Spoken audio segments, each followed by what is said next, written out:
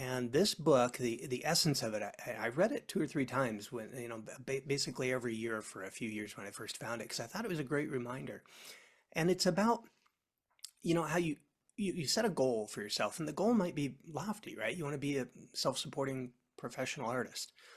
Well, that's hard to undertake at one thing, and it seems daunting, and maybe you procrastinate because you don't know where to start.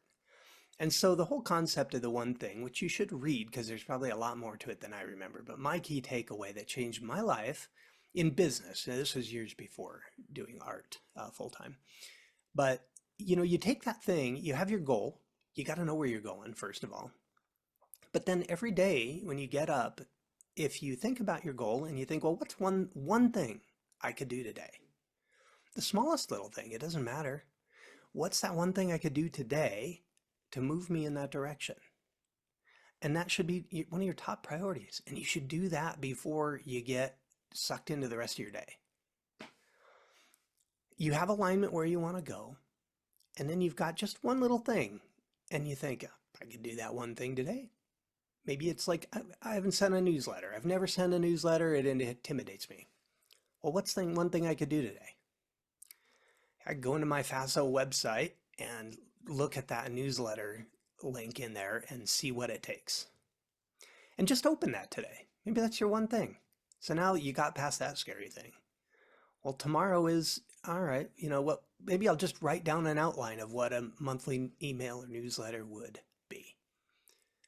And what happens is success builds on success. You say, I already moved forward a little bit. I can do this. And pretty soon, we way underestimate we overestimate what we can do in the short term. And then we way underestimate what we can achieve in a long period of time or, a long distance of time.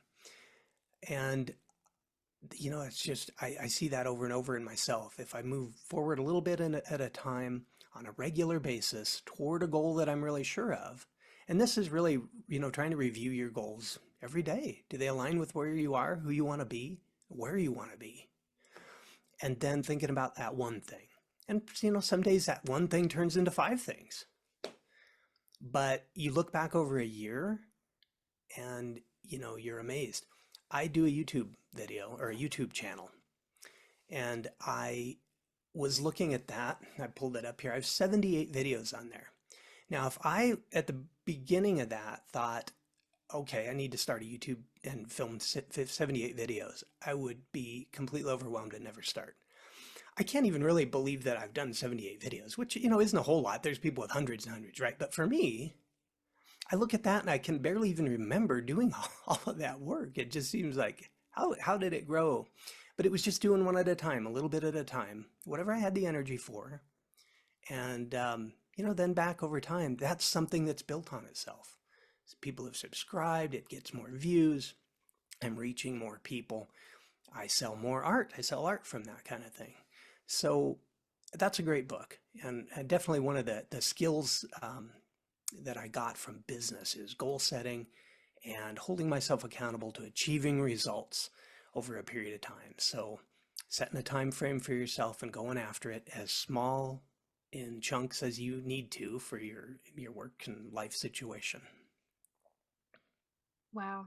Yes, that sounds like an amazing book. And it's so true. I think what's really interesting too is the way that you mentioned this also kind of reminds me of how, we were talking about when you're starting a painting, you have this lofty goal, right? And that can be really overwhelming. And that fear, again, kicks in of like, oh, I want to do this, but it just seems so hard, right?